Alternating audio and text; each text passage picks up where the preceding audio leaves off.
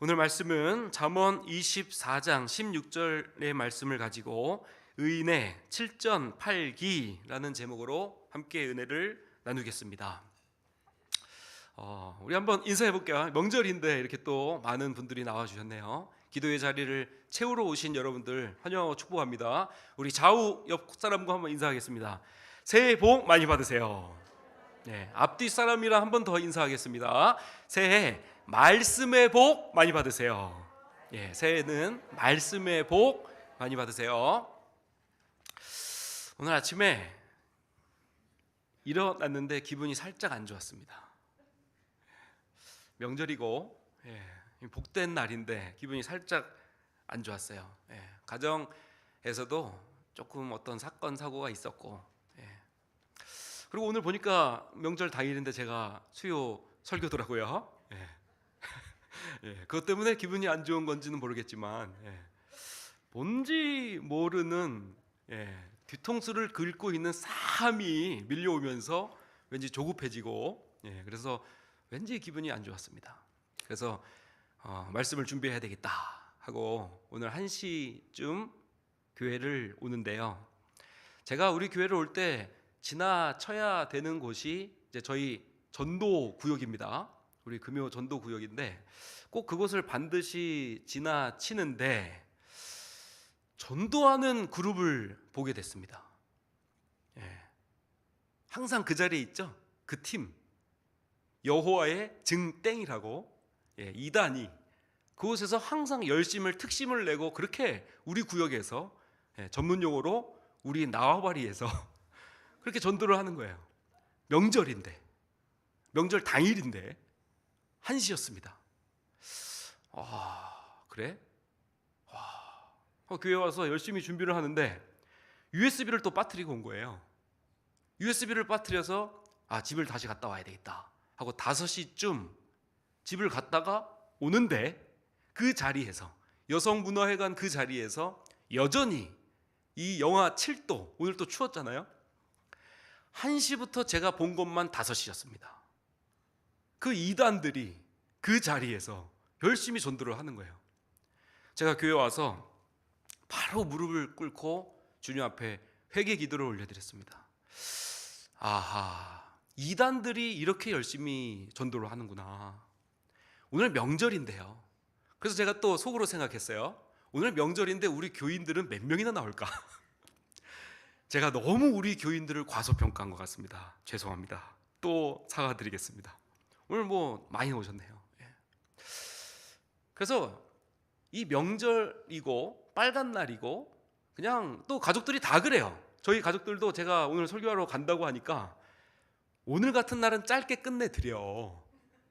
그래야지 성도님들도 오늘 명절인데 좀 집에 가서 쉬시지. 그래서 다 좋아한다고 막 그래요. 아내도 그러고 우리 장인 장모님도 그러고 다 그래요. 다 식구들이 다 그래요.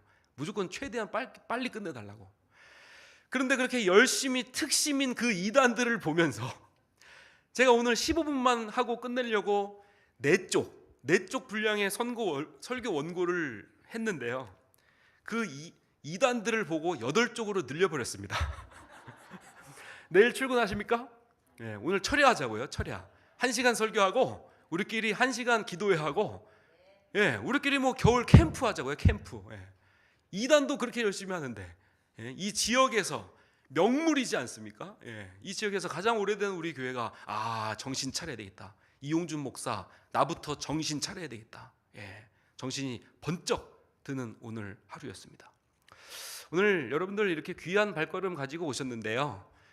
단축 수업 하듯이 그냥 간단하게 드리고 가자 이러지 않았으면 좋겠고요. 지금도 여전히 우리를 먹어 삼키려고 하는 우리의 원수 대적 마귀 사탄은 지금도 두 눈을 부릅뜨고 우리의 가정과 우리의 교회와 이 나라와 민족을 먹어 삼키려고 영적 전쟁을 준비하고 있다. 그래서 저에게 이렇게 아침에 주신 그 2단의 전도 사건을 보게 해주신 건 줄 또 생각이 이렇게 됩니다. 자, 오늘 말씀은 이제 계속해서 제가 설교를 드릴 때 인생을 통찰해 보면서 하나님의 말씀을 가지고 우리가 신앙생활을 어떻게 할 것인가에 대해서 계속 살펴보고 있습니다. 설교에 들어가기 전에 한 역사 이야기를 잠깐 드릴게요. 19세기 전 세계 통틀어 두 번째라면 서러울 만큼 많은 사상자를 낸 중국에서 2대 전쟁이라고 하는 큰 내전이 벌어졌습니다. 한번 사진을 보여주세요. 태평 천국의 난이라는 전쟁이죠. 중국의 19세기 인구 팽창, 식량 난, 아편 전쟁, 부정 부패, 자연 재해, 이런 모든 것들이 겹쳐지게 되면서 중국 사회가 살아가기 너무나도 힘든 사회가 됐습니다. 그때 당시에 홍수전이라고 하는 제2의 메시아, 그러니까 자칭 메시아입니다. 하나님의 첫째 아들이 2000년 전 예수 그리스도라고 한다면 하나님의 둘째 아들 바로 홍수전, 이 사람이 자칭 메시아를 외치면서 이 나라 태평 천국을 만들겠다, 이렇게 하고 일어나게 된 것이죠. 군사를 모집했습니다. 100만 대군을 확보했습니다. 그래서 100만 대군과 이 청나라, 그 당시 19세기 청나라와의 싸움이 이제 벌어지게 된 겁니다. 근데 100만 대군, 너무나도 막강한 세력이 되었습니다. 그래서 장군을 보내면 패배하고, 또 장군을 보내면 너 반드시 전쟁에서 승리하라, 이러고 청나라 황제가 보낸 거죠. 근데 자꾸 패배하고 와요. 안 되겠다, 정신 똑바로 차려야 되겠다 하고 패배하고 온 장수를 목을 베기 시작합니다. 전쟁터에 갔다가 지고 돌아왔어요. 그 장수를 목을 뱁니다. 다음 장수를 보내요. 그 장수가 패배하고 돌아왔어요. 목을 뱁니다. 그래서 강력한 정책을 가지고 이 청나라 황제가 이 반란군, 이 태평 천국을 외치는 홍수전, 이 자칭 메시아를 처단하기 위해서 큰 전쟁이 벌어지는 사건, 그 당시 사망자 수만 7천만 명이라고 합니다. 우리나라, 제가 네이버 검색해 보니까 2014년 12월 기준으로 우리나라 인구가 5,100이에요. 5,100만 명. 근데 이 내전으로 7천만 명이 죽으면서 중국 역사상 명청 전쟁 이래로 두 번째 사망자가 많이 난 사건이 바로 이 태평 천국의 난이라고 한다는 것입니다. 그러다가 자꾸 사람을 보내면 죽어 돌아오고, 그래서 참 안타까운 마음을 가지고 있었는데 그 당시 유명한 증국번이라고 하는, 중국번이 아니고 증국번입니다. 증국번이라고 하는 장수를 보냈는데요. 그 장수가 여전히 패했습니다. 그런데 그 장수가 보낸 그 문구를 보고 그 청나라 황제가 죽이지 않고 오히려 이제 군대를 더 보내주는, 그리고 결국에 승리하게 되는 역사적인 사건이 벌어졌는데, 그것이 바로 단어 한 글자 차이였습니다. 한번 그림을 한번 보여주세요. 연전연패, 싸울 때마다 계속하여 짐이라는 단어에서 이 증국번이라는 장수가 연패연전, 지고 있지만 저희는 계속해서 싸우고 있습니다. 단 한 글자 앞뒤에 순서만 바꿔서 보낸 것이죠. 예. 우리도 인생을 살다가 모든 것에는 앞뒤 순서가 있습니다. 그러니까 하나님을 오랫동안 믿었지만 계속해서 되는 일이 없네, 이렇게 말하는 사람들이 있어요. 근데 앞뒤의 순서를 바꿔 말하면 계속해서 되는 일이 없지만 역시 그럼에도 불구하고 나는 하나님을 믿는다, 이렇게 우리의 고난과 믿음에 대한 이 앞뒤 순서를 바꿔야 되는 귀한 예시인 줄 믿습니다. 그러면 우리도 어떻게 하면 연전연패에서 연패연전으로 앞글자를 우리의 삶 속에서 바꿔놓을 수 있는가? 라는 질문에 대해서 오늘 본문 말씀 속으로 함께 은혜를 나누겠습니다. 오늘 말씀 잠언 24장 16절 말씀 한번 다시 띄워주시고 제가 읽어드릴게요. 대저 의인은 7번 넘어질지라도 다시 일어나려니와 악인은 재앙으로 말미암아 엎드려지느니라. 아멘. 자, 의인은 다시 일어나는 것이죠. 상승 곡선입니다. 악인은 엎드러지고 하강 곡선을 걸어가고 있습니다. 여기서 의인은 7번 넘어질지라도, 우리가 성경 말씀을 보면 7번 완전수라는 개념을 잘 알고 계시죠? 완전하게 넘어졌다라는 이야기거든요. 그러니까 제가 우리 딸이랑 장난하다가 빵야 이러면 제가 깨꼬다 하고 죽은 척합니다. 죽은 척이 아니고요, 하나님 저 힘들어 죽겠어요. 저 너무 힘들어요. 우리 가정을 봐도 답이 없고요, 제 일도요, 건강도요, 물질도요, 우리 자식들도요, 우리 한국 사회도요, 뉴스를 봐도요 답이 없는 것 같아요. 죽을 것 같아요. 죽을 것이 아니고요, 진짜 죽었다는 말입니다. 7번 죽었다는 말은 완전하게 죽었다, 완전하게 사망이다, 완전하게 절망이다, 완전하게 죽음을 의미합니다. 이게 완전하게 죽었다는 것이죠. 죽은 척 하는 것이 아니라요.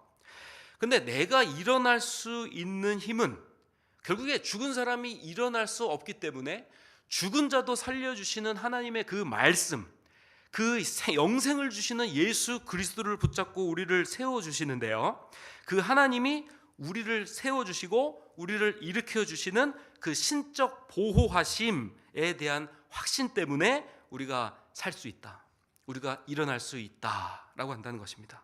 이것을 신학적인 용어로 견인의 신앙이라고 이야기합니다. 결국에 내가 내 걸음을 걷는 것이 아니라, 내가 엎어지고 일어서고 일어날 수 있는 주체가 되는 것이 아니라, 결국에 죄의 값은 사망이니 나는 철저하게 죽어짐으로 끝나는 인생에서 예수 그리스도의 완전한 견인으로 나를 일으켜 세워주시고 천국 가는 그날까지 주님이 보호하시고 보증하신다라고 한다는 것입니다. 그렇다면 일어나다라는 의미는 무엇인가요? 사진 한번 보여주시면 회복 탄력성이라는 단어를 많이 들어보셨을 거예요. 2010년도에부터 대두된 단어인데요, 그러니까 제자리로 돌아오는 힘을 일컫는 말로, 심리학에서는 주로 시련이나 고난을 이겨내는 긍정적인 힘을 의미하는 단어입니다. 그러니까 회복 탄력성이라는 이야기는요, 레질리언스라는 단어를 번역한 것인데요, 실패했을 때 좌절하더라도 다시 일어설 수 있는 능력을 말하고, 흔히들 말하는 정신력, 그것의 실제 의미는 바로 이 회복 탄력성, 바로 심리적 강인성이라고 설명을 할 수가 있습니다. 여기서 가장 중요한 단어가 두 가지가 더 들어가는데요, 첫 번째는 탄성이라는 단어입니다. 탄성은 물리물체의 외부에서 힘을 가하면 그 부피와 모양이 변하다가 그 힘을 제거하면 다시 본디 모양으로 돌아가려는 성질인 것이죠. 탄성. 그러니까 여러분들 피부를 가지고 우리가 탄력 체크를 합니다. 그래서 이렇게 눌렀다가 하나, 둘, 셋 하면 이렇게 돌아와야 돼요. 저 돌아옵니까? 들어갑니까? 예. 그래서 이 탄성, 이 탄력, 예. 그러니까 이 탄력이 다시 돌아오지 않으면 운동학에서는 바로 촌농 피부라고 합니다. 촌농 피부처럼 촌농이 내려가듯이 또 근육, 촌농 근육이라고 하죠. 이 근육이 내려가는 현상을 보고, 그러니까 탄력, 탄성이 없어지는 것을 보고 빗대어 설명을 하고 있는데요, 그러니까 우리의 신앙도 고난을 당하기 전 그 상태로 다시 튀어오르는 힘, 그것이 바로 회복 탄력적이다, 이렇게 이야기할 수 있다는 것이죠. 그렇다면 우리가 어떻게 튀어오를 수 있나? 많은 학자들은 성장의 원리 4가지를 이렇게 설명하고 있습니다. 이거 굉장히 중요한 원리인데요, 뭐 공부든 뭐 일이든 우리가 어떤 뭐 악기든 예체능이든 우리의 신앙생활이든, 이것은 모두가 성장의 원리로 다 통용되는 공통 분모의 이론입니다. 이론. 성장의 원리 4대 원리라고 해요. 제가 이걸 학교 다닐 때 외울 때 저는 이렇게 외웠습니다. 개가 점이 반이네. 그 달마시안 그런 강아지 보면 뭐 점이 거의 몸의 반이잖아요. 그래서 개가 점이 반이네. 그래서 개별성의 원리, 과부하의 원리, 점진성의 원리, 반인의, 그러니까 반복성의 원리, 이 4가지가 모든 분야에서 성장을 위한 4대 공통 원리라고 이야기를 합니다. 그러니까 반복을 잘한다는 것은 결국에 끈기와 인내를 이야기하는 것이고요, 실패가 중요한 것이 아니라 우리의 삶에 끊임없이 반복하는 자세, 바로 도전이 관건이다라고 이야기하는 것이죠. 일제 강점기 때 우리나라의 농업 분야를 굉장히 올려놨던 우장춘 박사님은 이렇게 이야기합니다. 성공하는 사람은 IQ가 높은 사람이 아닌 역경 지수가 높은 사람이다. 이렇게 이야기하면서 덧붙여서 아기가 걸음마를 뗄 때 예화를 드는 것이죠. 아기가 걸음마를 시작하고 걸음마를 뗄 때 약 2000번의 넘어짐을 반복한다고 합니다. 넘어짐을 반복하고 일어섬을 반복했을 때 그 아기가 이제 걸음마를 뗄 수 있다라고 한다는 것이죠. 세계적인 선수 김연아 선수도 인터뷰 때 그런 말을 했던 것이 기억이 나요. 트리플 악셀, 세 바퀴를 돌고 반회전을 더하는 이 기술을 연마하기 위해서 2000번의 넘어짐을 반복했다고 합니다. 그렇게 반복을 했음에도 불구하고 공식적인 대회에서 김연아 선수는 트리플 악셀을 하지 않았다고 합니다. 만약에 우리들의 삶 속에서 공부든 지금 우리들의 인생이든 고난이든 우리들의 모든 주제를 총망라하고 2000번 넘어졌다가 일어난다고 가정을 해본다면 우리가 못할 것이 무엇이 있겠습니까? 이 역전, 그래서 이 태평천국의 난 때 이것을 다 정리했던 이 중국 번이라는 사람이 14년 동안에 이 2000번에 가까운 패배를 경험했다고 합니다. 저도 가만히 생각해 보니까 학부를 14년 만에 졸업했습니다. 남들 대학 4년 동안에 졸업하는 학교, 남자들 군대 갔다 와도 6년이면 되는데 학부를 14년 만에 졸업했거든요. 학부를 14년 동안에 졸업 못할 사람이 어디 있겠습니까? 반대로 말하면. 그러니까 저는 우리 청년들한테, 우리 입시생들한테 반면교사로서 굉장한 힘을 줄 수 있어요. 14년 동안 너 해봐. 너 못할 건 뭐가 있어? 이렇게 얘기할 수 있거든요. 나 14년 동안 공부했어. 입시 충분히 겪었어. 그러면서 성장할 수 있었어. 이런 얘기를 해줄 수가 있거든요.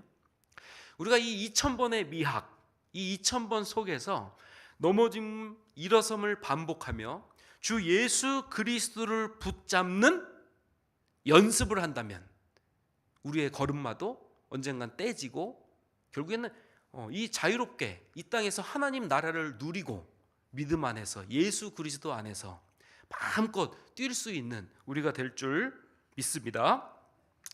그래서 시인 박상용 시인은 이런 말을 했습니다. 사진 한번 보여주세요. 아름다움이란 원어적 의미에서 아름다움이랑 동의하다. 그래서 아름다움은 반드시 아름의 과정으로 피어난다. 이런 고백을 했습니다. 둘이 같은 어원이래요. 우리가 아름을 통해서 지금 현재의 고난이 축복으로 주 예수 그리스도를 더욱 강력하게 확신하고 붙잡는 우리들의 신앙들이 되길 주님의 이름으로 간절히 축원을 드리겠습니다.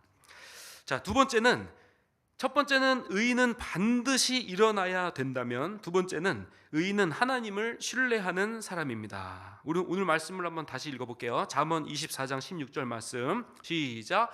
대저 의인은 7번 넘어질지라도 다시 일어나려니와 악인은 재앙으로 말미암아 엎드려지느니라. 아멘.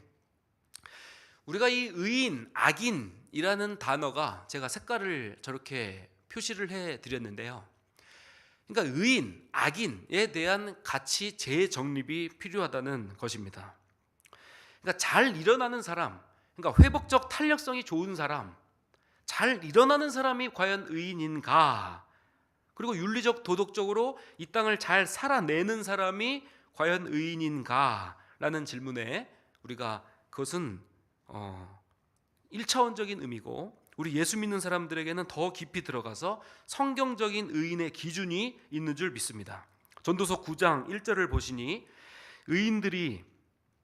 의인들이나 지혜자들이나 그들의 행위나 모두 다 하나님의 손 안에 있으니 사랑을 받을지는 미움을 받을는지 사람이 알지 못하는 것은 모두 그들의 미래의 일됨이니라. 이렇게 이야기하고 있거든요.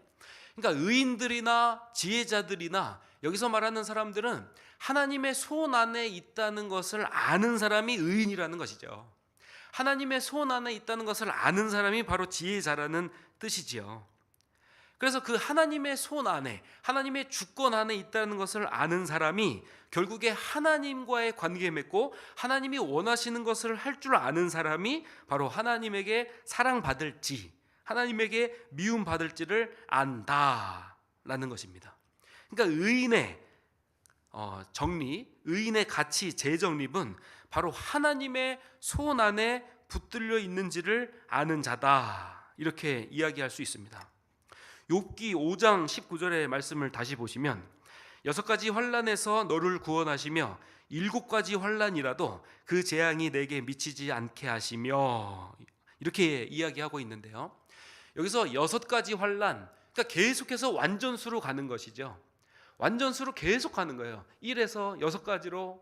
근데도 아직 그 7가지 완전의 환난까지 갈지라도 계속 가는 것이거든요. 그러니까 환난의 ing, 또 환난의 여정 속에 있는 우리들이라고 할지라도 환난이 우리에게, 그 재앙이 내게 미치지 않게 하신다, 이 말씀을 확실하게 붙잡고 신뢰하는 사람이 바로 의인이다, 이런 말씀입니다. 또 시편 37장 24절 말씀을 보시면요, 그는 넘어지나 아주 엎드러지지 아니함은 여호와께서 그의 손으로 붙드심이로다. 아멘. 계속해서 넘어지고 일어남의 이 원리에 대해서 성경 말씀은 여러 곳에서 우리에게 확증하고 있습니다. 우리 잠언 14장 32절 말씀인데요, 이거 같이 한번 읽어볼게요. 시작. 악인은 그의 환난에 엎드려져도 의인은 그의 죽음에도 소망이 있느니라. 그러니까 결국에 이 7이라고 하는 완전수에 버금가는, 그리고 죽은 척이 아니라 반드시 죽을 수밖에 없는 우리들에게 하나님이 반드시 일으켜 세워주신다라고 이야기하면서 지금 잠언 14장 32절에 보니 우리의 죽음까지도 소망이 있다는 것이죠. 우리의 죽음까지도. 죽었을지라도 살려주시는 그 하나님을 믿는 그 믿음, 그 하나님을 신뢰하는 사람이 의인의 가치 재정립이라고 한다면 우리의 죽음까지도 주님께서 내버려 두시지 아니하시고 우리에게 소망의 하나님으로 우리를 보증해 주고 계신다라고 한다는 것입니다. 마태복음 14장 25절부터의 말씀을 보시면요, 또 우리가 그런 하나님을 붙잡고 있는 우리들의 삶 속에서 무엇을 바라봐야 되는가에 대해서 이야기하고 계십니다. 25절부터 제가 읽어드릴게요. 밤 사경에 예수께서 바다 위로 걸어서 제자들에게 오시니 제자들이 그가 바다 위로 걸어오심을 보고 놀라 유령이라 하며 무서워서 소리 지르거늘 예수께서 즉시 이르시되 안심하라 나니 두려워하지 말라.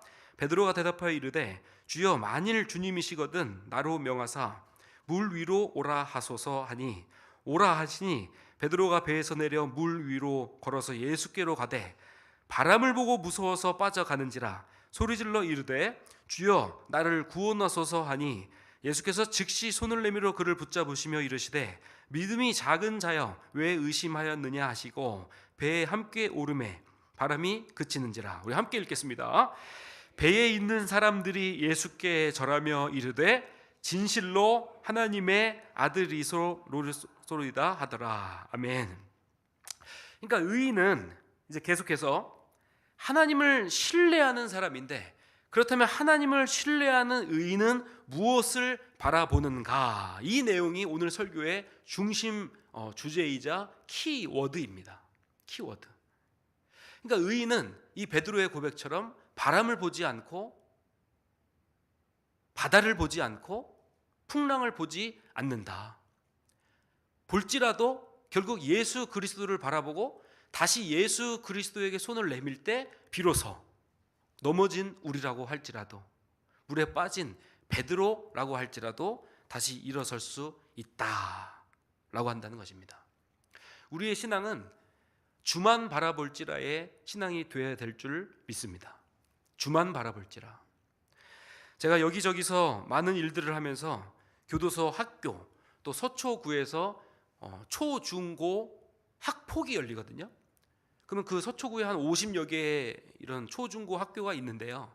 그럼 학폭이 열리면 이런 가해자, 피해자, 가족, 뭐 부모님, 또 일가 친척까지 다 모여서 이런 소위 말해서 작은 전쟁이 벌어집니다. 작은 전쟁이 벌어져요. 근데 갈등 조정 전문가로 그 속에 들어가서 보면요, 그 상황을 보면 저라도, 그 상황을 묵상하면 저라도 욕이 나가요.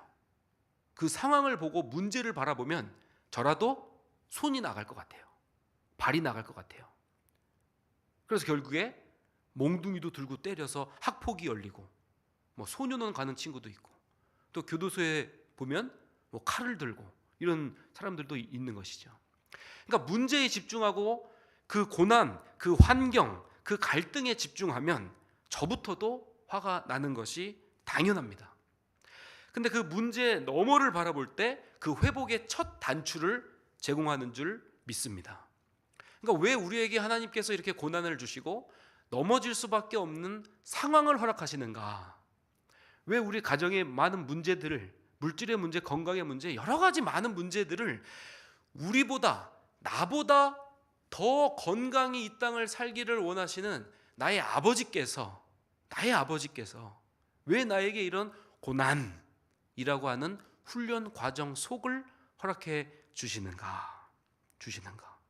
우리가 한번 그 문제에서 벗어나와서 한번 전지적 작가 시점으로 그 문제를 바라보고 그 갈등 상황, 그 고난의 상황을 한번 이해하고 하나님의 그 놀라우신 섭리와 그 뜻을 붙잡고 더욱 확신하고 달려나갈 수 있는 저와 여러분이 되기를 주님의 이름으로 간절히 축원을 드리겠습니다. 요즘에 영화가 재미난 게 나왔더라고요. 아직 저는 못 봤는데 뭐 굉장한 인기를 누리고 있다라고 합니다. 바로 하얼빈, 저랑 조금 비슷한 주연이 맡고 있는 영화죠. 바로 대한의군 참모중장 안중근 의사에 대한 영화라고 합니다. 그러니까 독립유공자들 그 삶 속을 들여다보고 환경을 들여다보면 절대로 그렇게 할 수가 없는 상황이거든요. 그래서 일제에 오히려 타협하고 친일파가 돼서 그 당시 나에게 주는 그 하나의 떡, 그 하루를 살아갈 그 동전 한 입을 벌기 위해서 일제에 무릎 꿇고 엎드리는 사람이 있거든요. 그런데 이렇게 환경 속에서, 고난 속에서, 역경 속에서, 일제 식민 지배 속에서도 그 환경을 바라보지 않고 그 환경 너머를 바라보고 신앙을 지켰던 사람들이 있다라고 한다는 것입니다. 우리가 순국선열, 독립의사 유관순 열사를 많이 이야기합니다. 16살 독립운동을 하고 옥에서 그 많은 고난, 그 많은 고문을 당하다가 17살에 토막나서 순교한 그 유관순 열사, 한번 그림을 보여주세요. 이런 마지막에 유언을 남겼죠. 내 손톱이 빠져나가고, 이런 건 지금 극심한 고난의 상황인 거잖아요. 우리들의 뭐 가정의 문제든 우리들의 집안의 문제든, 저도 사실 이번 명절 쉽지 않은 명절을 지냈습니다. 우리 가정에 어떤 사건 사고가 있었거든요. 정말 너무 힘들었고 계속 지금도 여전히 기도하고 있는 가정에 문제가 있어요. 불신 형제자매도 있고요. 기도하고 밥 먹을 때 숟가락 팍 집어던지고 나가는 가족도 있어요. 아직도 있어요. 그런 상황 속에서 내 손톱이 빠져나갔다고 한번 생각을 해보세요. 그림 한번 띄워주세요. 내 귀와 코가 잘려나가고 있는 내 환경이라고 생각해 보세요. 이 환경을 어떻게 안 보겠습니까? 이용준 목사, 이 환경을 어떻게 안 보겠습니까? 라고 이야기하겠지만 저 역시도 너무 이 말씀을 준비하면서 힘들어요. 지금 제 가정 상황이 힘들기 때문에 정말 손톱이 빠져나가는 것 같고 손이 다 빠져나가는 것 같아요. 귀가 다, 코가 다 잘리는 것 같단 말이죠. 내 손과 다리가 다 부러집니다. 이거 유관순 열사가 서대문 형무소에서 받았던 직접적인 고난이잖아요. 이런 육체적인 고문을 우리들의 모든 이 삶에 한번 대입해 봤으면 좋겠습니다. 근데 그 고통은, 내가 지금 처한 그 고난과 그 환경, 그 상황의 그 고통은 이길 수 있다 이렇게 얘기해요. 근데 나라를 잃어버린 그 고통만은 견딜 수가 없다고 이 16살 그 어린 유관순 열사가 그 그리스도의 신앙의 고백으로 그렇게 올려드리는 거죠. 나라에 바칠 목숨이 오직 하나밖에 없는 것만이 이 소녀의 유일한 슬픔입니다. 여러분들 요즘에 뉴스 보면 무슨 생각이 드시는지 모르겠어요. 이 성경 전체를 보면 나라와 민족 회복과 구원에 대한 스토리인 줄 믿습니다. 우리에게 기도하라고 이 주신 사건 속에서 남들처럼 세상의 입술, 세상의 비판을 멈추고 우리가 이렇게 좀 나라를 위해서 바칠 목숨이 하나밖에 없다는 것만이 이 소녀의 유일한 슬픔입니다. 이렇게 고백하시면서 이 상황과 이 환경 또 이 한국에 처해 있는 이 갈등을 바라보시면서 한번 오늘은 간절하게 한번 기도의 자리로 나오셨으면 좋겠습니다. 이게 하나님의 유관순 열사의 마지막 이제 죽기 전 기도 제목이죠.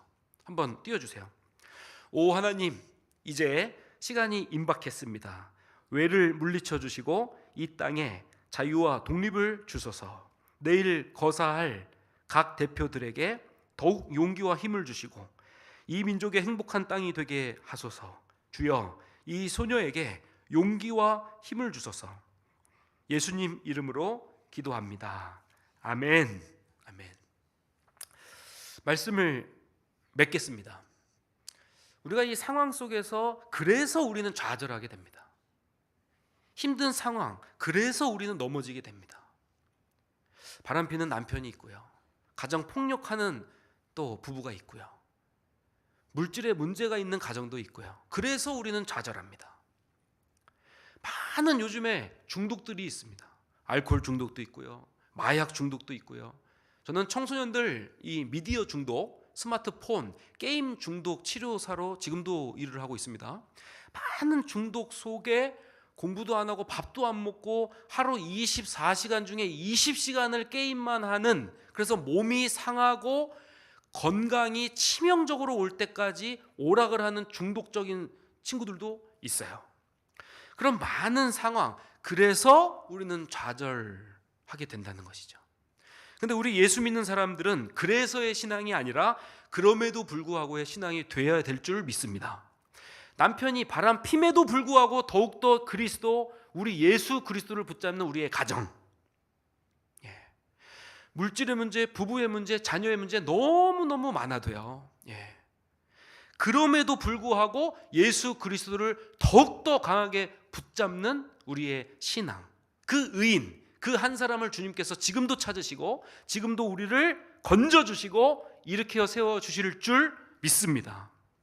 그래서 7번 넘어질지라도 다 죽은 것 같고, 아니요, 죽은 것 같은 것이 아니라 정말로 죽은, 사망에 처한, 관 속에 들어간 우리라고 할지라도 다시 일으켜 세워주시는 주님의 그 손길을 붙잡고 지금도 다시 사시는, 그래서 다시 일어서시는 그 한 사람 되시길, 그리고 하나님을 온전히 신뢰하는 그 한 사람 되시길, 환경을 바라보지 않고 넘어질 수밖에 없는 부족한 우리지만 여전히 주만 바라볼지라의 그 신앙을 가지고 하나님만 바라보시는 저와 우리 모두가 되길 주님의 이름으로 간절히 축원을 드리겠습니다. 아멘.